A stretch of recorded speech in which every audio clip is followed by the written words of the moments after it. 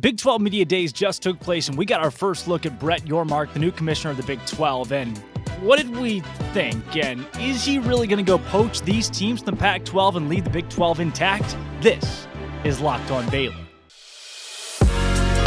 You are Locked On Baylor, your daily podcast on the Baylor Bears, part of the Locked On Podcast Network, your team every day.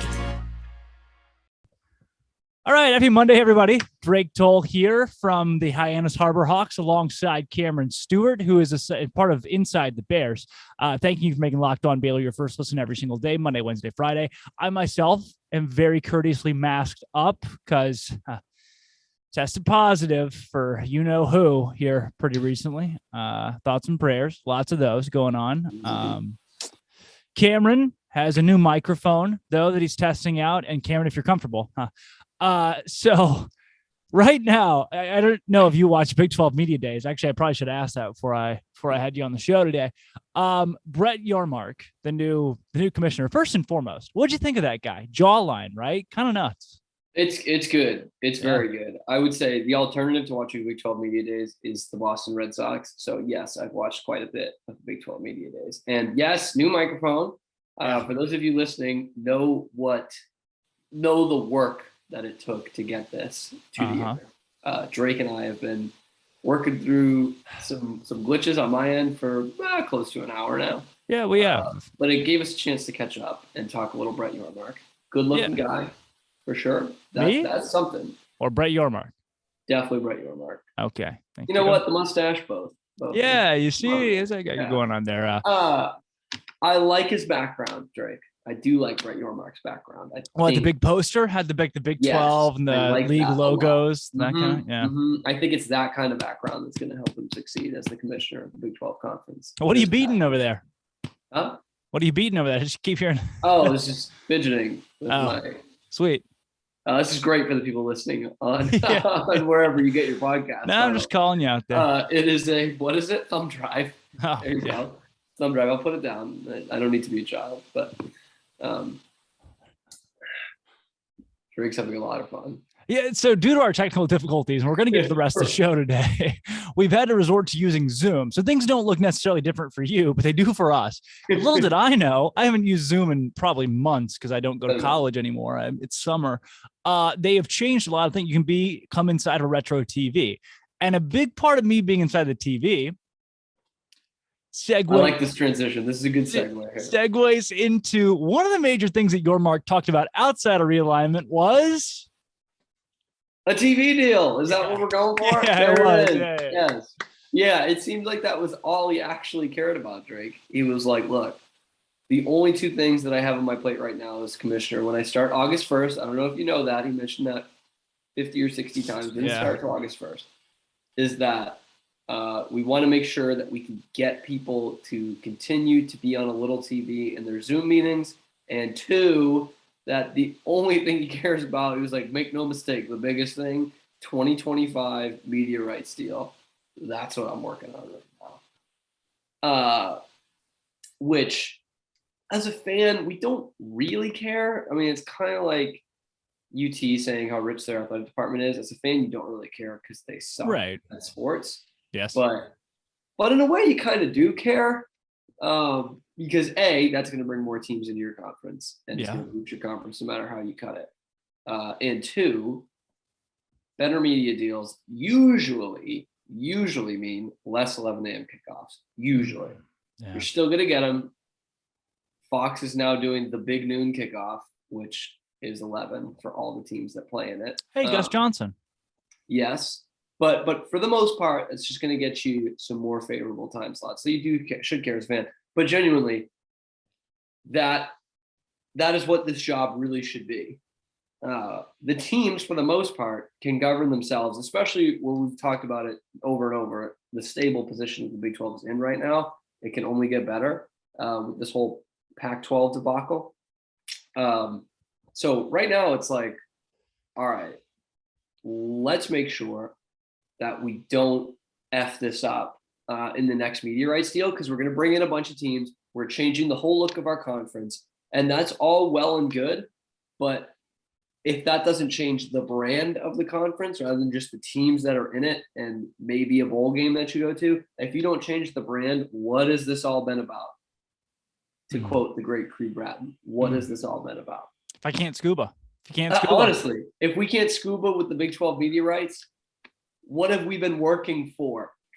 What have we been working for? Yeah, no. But I just thought that was so funny. He just came out. I mean, we were all thinking it, but he came out right away and said it. He's like, dude, I got a background in sports and entertainment.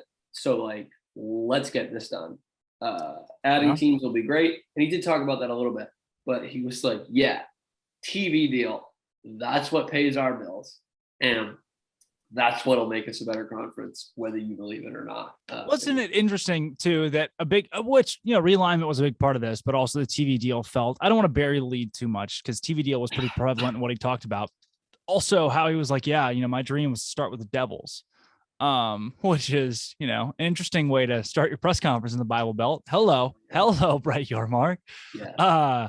And then I thought it was very, people say this stuff. If you're listening today and you haven't listened to Brett Yormark's press conference, I thought it was good. His Big 12 media days, but he did as good as they can be. I mean, right? Right. You're just reading off piece of paper. Yeah, it's not appointment television, but right. Hello, I'm the commissioner. Also, no one's out there going Big 12, Big 12. Like, yeah, and I love how he had this sincere moment where he wanted applause for Bob Bowlsby. He did do that. He was like, please clap. Which we said was just actually pretty good. But like, he's telling a football field's worth of media people to clap for the commissioner. They're like, these aren't fans. It's literally just it's the writers, not administration, the TV people. It's sports director. The way he said it too, he backs up. Well, yes, he starts clapping first. And then he goes, we're going to clap for Bob Bowlsby. Okay. All right, Brett. Yep, we are. Oh, yeah. You from the Sun Times. Yep. There you go. Everybody's clapping. And I think what's funny before we go into realignment too, actually, it's not funny. I'm actually genuinely impressed because I didn't really think about this until like right before I started watching that press conference. But he was integral in bringing the New Jersey Nets to Brooklyn with Rob Mason and Jay-Z and all that. And I just thought, from a brand perspective, there's been very few over the last decade or two in sports that have been a bigger change than the Nets. Like the Nets were nothing. They had nothing to market. They barely even had a media market. New Jersey, not New York, New Jersey. And like the uniforms were bland and they sucked. They didn't have any star players. Nobody cared. I went to that old arena. It stunk. And no matter what, the Brooklyn Nets are just cool now, even though they too have stunk. But think about it. Like 2 years ago, Kyrie joined them. They were awful. And they had no capital, nothing. But he just kind of joined them because they were in New York. It was new. They wear black and white, which is cool. And that's kind of it. And Jay-Z's one of the owners. Like, that's it. And then he brings in Kevin Durant, too. And all of a sudden, they get this good team. Basically, all that came from a brand. And he was, like, huge in building that. They went from – it would be like if the Sacramento Kings moved to L.A. and became just as cool and also better than the Lakers. That's what it would be like in, like, 3 years. All right. You like the guy. That's what I'm saying. Yes, Drake. I fell into the trap.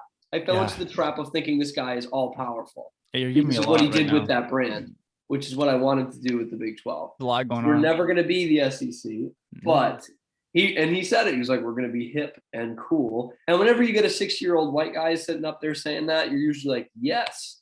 As a matter of fact, I believe you. We are going to be hip and cool with you at the wheel, sir. But I kind of believed him. He pretty much helped make the Brooklyn Nets, which for better or for worse are cool. Nobody cares. They don't have real fans. And the team is going to be god-awful once again and had one window where they didn't even make it past the second round. But they are cool, Drake. They're cool. That's all that matters. Ask the University of Texas. Big 12 can be cool. Being cool does matter. It makes you money. Money is a good thing. Money is good. Another I've highlight. always said that. one of my favorites of kind of the segue he made into also, this has not become a realignment conversation. This has become instead of Brett Yormark conversation. So right. Even though realignment is the thing we all care about the most. Yeah, we're going to get to an ad break. But I don't think we had talked about Brett Yormark at all, had we? No, not really. Maybe a little bit. But it was a weird hire. It felt like it's still, to me, the fact he got on stage and was like, my dream has always been to work. Again, it's funny that it's not like he's not at a school. Like at a school, you can be like, oh, my dream was to coach Kansas State. No, it wasn't. Right. It wasn't. But like, that's good. I see what you did there. He was basically like, I saw the ACC tournament at Barclays Center, and I was like, I gotta be. He did. It was my dream since I was a child is to work in college athletics. Oh, okay. Since we tried them from where were they? Greensboro, and brought them to Brooklyn. I was like, this is it, man. He said, it was like, when I was a child, I wrote out a list of things I wanted to do. The first was work for the New Jersey Devils. And the last was to work in college athletics. I have to be honest with you, guy. If that's your end goal, is just to work in college athletics. Doing it's great. And it's like, go do it. But also, yeah, I feel like it's a weird phrasing to like just work in college athletics. It's not one of those SMART goals. And by SMART, I mean the acronym. I don't know if you've had to use that. Specific and measurable, attainable, whatever. It's very vague. It was like, I'd love to work in college. Yeah, the sun's chasing me. By I love this space. Is what he called it. Chasing me. Before we get into realignment, I got to tell you about LinkedIn. All right, LinkedIn is a one-stop shop. I'm gonna have to get a job in like a year, right? So I'm gonna have to go to LinkedIn and try to apply for these jobs. If you're out there and you want to give me a job, let me know. Let me know. Because in a year, I'm going to need a job. I'm going to graduate college, need a job, likely somewhere in media. If you are the owner of ESPN, Mr. or Mrs. ESPN, let me know, please. Or go to LinkedIn and find your own job. If you need, not only if you say you don't need a job, say you need somebody at your job to do a job, LinkedIn Talent Solutions is there for you as well. Create a free job post on LinkedIn in minutes to reach your network and 810 million people that utilize LinkedIn right now. Then add your job to the purple hashtag hiring frame in the LinkedIn profile. Spread the word that you're hiring so people know. Simple tools. Screening questions that'll narrow things down to who you want and narrow things down to how you want them as well. Interview process, hiring process is made much, much easier when it comes to LinkedIn Jobs. LinkedIn Jobs helps you find the candidates that you want to talk to faster. Did you know every week, nearly 40 million job seekers visit LinkedIn? Post your job for free at linkedin.com/LockedOnCollege. That's the important part. That's the important part here. You got to remember LinkedIn.com, then go to /LockedOnCollege. LinkedIn.com/LockedOnCollege. Terms and conditions do apply. Hey, welcome back, Kim. We have like 8 minutes to talk about realignment, and then Dave Aranda is going to join the show. Friend of the program. Via his press conference. So you'll get to hear from not Dirty Dave. That's we can use that. It's like a cool hip thing. That's cool, yeah. The Pac-12 is going to go bye-bye. The Big 12 is going to poach all the Pac-12 teams. You buy or sell, according to Brett Yormark. I'm buying it. He was very vague about it, and like I clearly there's obviously been talks, right? He's not going to mention that in the introductory press conference. Basically, he's not going to say that. Yeah, but reason to believe there probably hasn't been a ton. He is pretty new on the job. But now post media days before football season, it's going to pick up for sure. But he was still very vague about it. He was like, look, we're looking for win-win scenarios and we're exploring all our options, which means we're adding teams from the Pac-12, right, Drake? Because I mean, if not, he would have been just like, look, we're in a good spot right now. We're just going to keep it out how it is. Because it would gain nothing for him to say that, but not be talking to the Pac-12 and have no interest in talking to the Pac-12. So I'm buying it. And I don't know if he's going to poach all of them, which is what I think you want. But definitely, I mean, it's getting boring at this point. But the Fab Four that we have talked about are, I think, a shoo-in to be Big 12. If they want it. If they want it. How about the guy for them to not? Who is the guy that asked the second question? What did he ask? he asked, oh man, I don't want to libel him here. But it was something along the lines of, I don't know it exactly, but it was he asks Yormark, second question. Why would it be beneficial for the Big 12 to add those Pac-12 teams, vague, just any Pac-12 team, versus the other way around. And Brett Yormark is really playing it political here, because what he should have said is, my job is the commissioner of the Big 12. It would make no sense and would be beneficial in no way for me to have teams leave our conference and go to the dying Pac-12. Yeah. That would benefit us in no way at all. But he was very political about it. It was like, yeah, we're exploring all the options. Big conferences are good, stuff like that. Yeah. But I was just like sitting there like, who gave this man a microphone? It's one of my very unpopular takes of, not everybody needs a platform. Yeah, not everybody.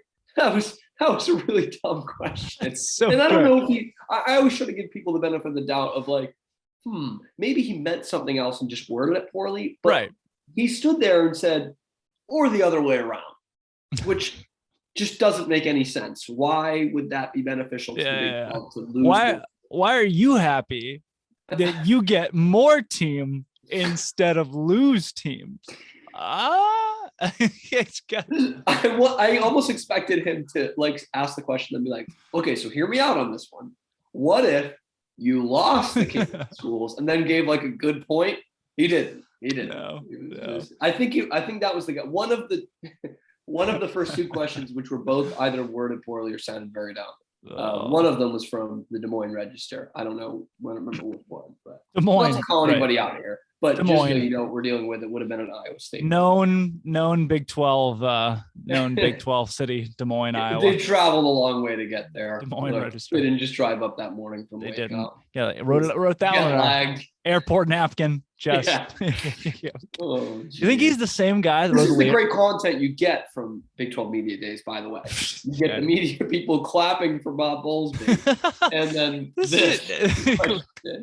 we're gonna clap for Bob Bowlsby. No more than 2.5 minutes later, that question being asked. You think the Des Moines Register guy is the one that wrote Bismarck's lyrics to "Just a Friend"? No, dude, he's not. Yeah. No way. Yeah. I went to her dorm. This guy made me fill out a visitor's form. Oh, we could find more lyrically stupid songs than that. Guess what I saw? That's the worst one. Just look up. We don't have to do this right now because it's not great radio. Right. No. But look up the lyrics of the song 4 Minutes by Madonna and Justin Timberlake. It was a hit song in like 2007. It was never good, but it was a big hit because they had 2 names. Just read the lyrics of it. It's unbelievable. It's just like, we only got 4 minutes. Ooh, yep, 4 minutes. 4 minutes to save the world. 4 minutes to save the world, Drake. I don't know why. It was exact. I get it. 4 minutes is like the length of a song. Yeah. No context to it, why the world is ending and it will be saved by a crappy Madonna and Justin Timberlake song. We're getting a little off topic. There comes a time where you hear a certain call. Yeah. Yeah. The world must come together as one.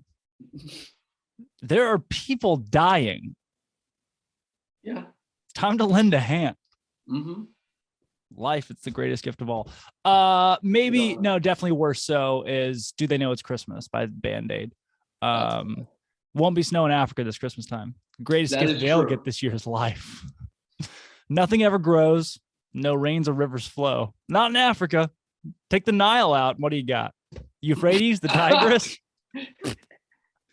I love rivers. Not only does it sound stupid, but think about that even a little further. The Nile line. It's like if you look at the U.S. or you look at England and you take out London, what do you got?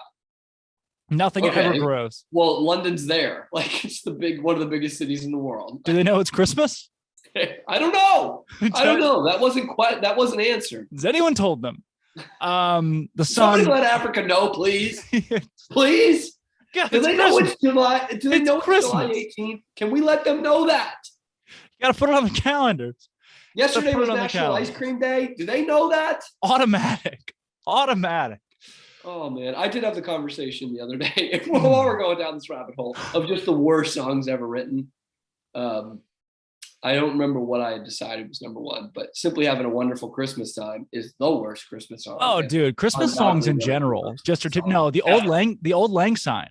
Old Lang Syne. Like that person, The person who wrote Wonderful Christmas Time also wrote Yesterday and Let It Be. The moon is right. Like, that's unbelievable. That is unbelievable to me. No, the old Lang sign where he's my whole lover at the grocery store. You know that one?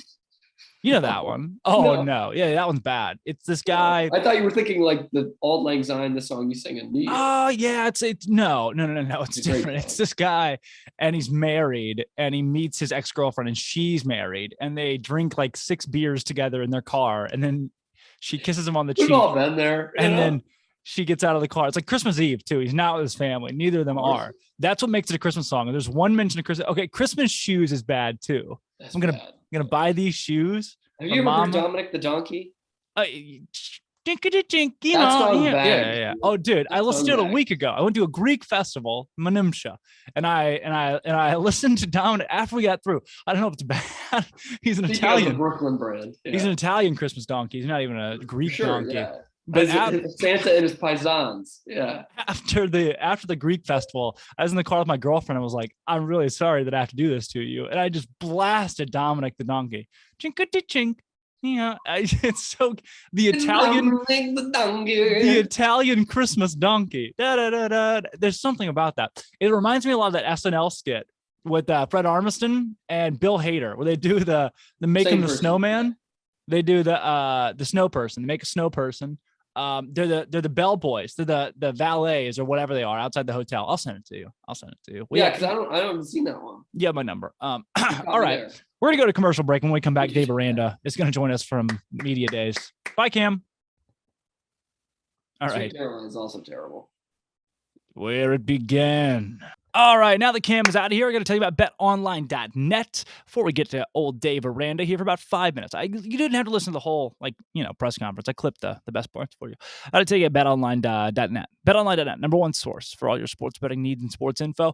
Find all of the latest sports developments, league reviews, and news, including this year's NHL. That's over. Major League Baseball is going on right now, though. UCF, UFC, something like that. MMA, fighting, boxing, all that stuff at betonline.net, including futures for college football going into next season. Bet on who's going to win the Big 12 conference. Baylor's got great odds. Not great as in like, oh, yeah, the number 1, but great as in like, oh, the number 4. So I can make a bet on that, make even more money at betonline.net. That's all you got to do. Go to betonline.net. At least check out some of these lines as well. Got really sweet stuff. You'll spend hours just perusing the website because it's easy to access, fun to use. betonline.net. That is where the game starts. The head coach of the defending champion Baylor Bears, Dave Aranda. Dave, got some opening comments? Yes. Tell you what, I'm so humbled and I'm blessed to be here representing Baylor. And here with some of our team, and here with you guys. I go back to last season. Just being in this very building, and the continuum of faith on one side to belief on the other, and just kind of how that season progressed, and so appreciative of last year's team. Of our players that are about to enter training camp, that have left us, some players that are on new teams, and to the coaches maybe that have moved on and support staff that's moved on, just way appreciative of them. Obviously, the guys that are returning, both players and staff, very thankful for them. And we look at like this is a brand new team. Was talking earlier of. After, every Sunday during the season, we would meet as a staff and talk about, we have ourselves a brand new team today. And so with football being a game of random events and setbacks, our ability to address what's real and to not take into a reality, preconceived notions or maybe wishes or any of that, I think is just so important.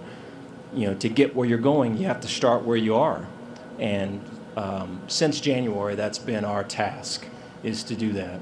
And I think it starts with, our brand new team. It starts with making everybody available, which is way difficult to do. We were talking about that earlier. I think, it just seems that, and I'm way included in this, just that people in general have a way of getting in their own way. And so to make everybody available is just is a daily thing. And just the strengths and the power that comes with living fully who you are and not trying to be anybody else and knowing that you're enough. I think that's such a strong thing, and I think football is a great vehicle. Is a great vehicle for that. I think we weekly and daily talk about the task within a task, and so I think, in whatever we're doing, what are we really doing when we're doing what we're doing? And so to get the motivation really honest, to get the intention really clear, so that we can, live daily with integrity. And I think, if we hold ourselves to that standard and we attack it day after day after day after day, then we can transform.